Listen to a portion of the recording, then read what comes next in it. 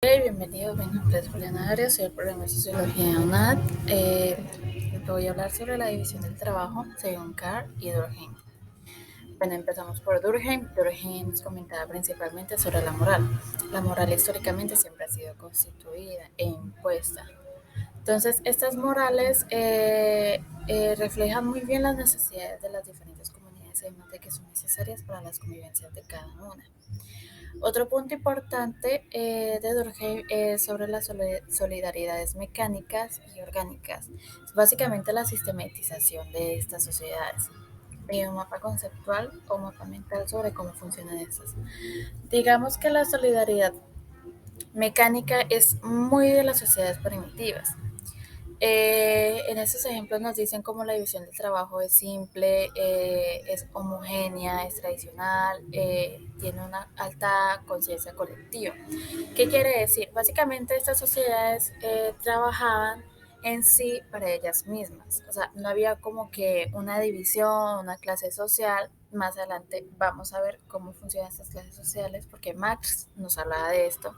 Y es que básicamente no hay ese monopolio, no hay esas divisiones.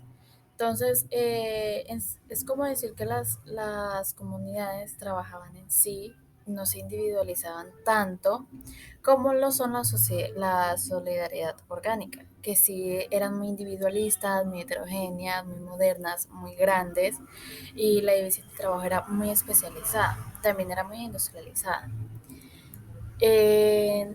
Durkheim miraba mucho la división de trabajo con la perspectiva social, en cambio que Marx tenía una perspectiva de la división de trabajo desde lo económico. Él nos comentaba que gracias a a la división de trabajo es que se crearon las clases sociales. Esas clases sociales lo que hacen es ponernos en un nivel, en un estatus en el que pertenecemos dependiendo de cuántas ganancias tengamos. Entonces, él también nos comentaba, Marx, sobre la conciencia social. Entonces, cuando hay conciencia social, esto quiere decir que entonces entendemos que hay una posición muy alta y hay posiciones muy bajas, en donde obviamente las posiciones muy bajas no, pues por decirlo así, no adquieren demasiados materiales o por lo menos no adquieren como lo suficiente para no solamente subsistir, ya que este sistema, según Marx, solamente le daba al obrero la necesidad de subsistir. Él nos daba el ejemplo de la silla, en donde, por ejemplo, antes simplemente era que, bueno, yo quiero hacer una empresa de sillas, yo me encargo de crear de que crezca el árbol, de cortar la madera, de sacar las partes y hacer la silla. Ahora no, ahora ya hay quien te venda la madera, ya hay quien haga el árbol, pues que siembra el árbol, ya hay quien pele el árbol, ya hay quien saque la madera y quien haga la silla, etcétera. Entonces, esto lo que hace es que el hombre, él lo llama como la alineación del hombre, y es básicamente que el hombre ya se desentienda con consigo mismo, entonces solamente esté concentrado y que solamente conozca lo único que sabe hacer. Entonces ya desconoce lo que es como hacer otras labores, otras acciones de lo que es hacer el proceso como tal de la silla y solamente se enfoca a hacer una sola cosa de todo el proceso de la silla. Max también nos hablaba sobre las necesidades y escasez, entonces esto quiere decir que para que haya una necesidad debería haber escasez. Entonces esto está bastante regulado y bien pensado por las sociedades capitales, como hoy en día lo son, de que básicamente este sistema de producción debe sustentarse y debe seguir existiendo gracias a la necesidad de escasez. Algo que nos comentaba Marx es que esta división de trabajo era todo lo que hace que el ser humano se desentienda con sí mismo o en sí el hombre se desentienda con sí mismo.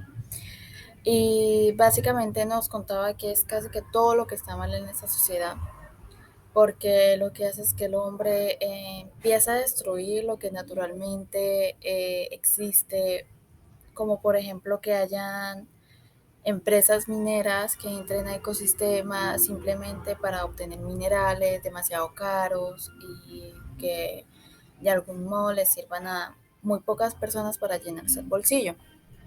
Eso es lo que nos contaba Marx de lo que era la alineación del hombre y que también esto implica que el hombre se desentienda y empiece a competir con su misma raza. Bueno, ya como finalización, una de las diferencias que, bueno, principalmente Durkheim analizaba la sociedad desde lo que eran las perspectivas laborales. Él siempre marcó lo que era el individualismo en la sociedad porque hay un vacío moral, por lo tanto él mencionaba mucho el tema de la moral. Para él era muy importante la moral. Él básicamente entendía que la división del trabajo también eran las fuentes de la civilización. El único problema de esa, pues el único problema que se entendía que hubiera en la división de trabajo según Durkheim era esta falta de moral. Por el contrario, lo que era Marx, Marx se centraba mucho en la parte económica, como te había dicho, y por lo tanto él lo veía más como este factor de la manufactura, ya. Entonces se había empezado su pensamiento crítico a un sistema capitalista que solamente evidenciaba las ganancias, eh, que solamente las podían obtener una parte del sector. Por lo tanto, esa desigualdad existía dentro de ese sistema mientras estuviera la división del trabajo. Pero la división del trabajo, como ya se había mencionado, era la consecuencia, daba como consecuencia estas desigualdades de clase social, económica, entre otras. Bueno, eso es todo por hoy, espero haberlo servido. Muchas gracias.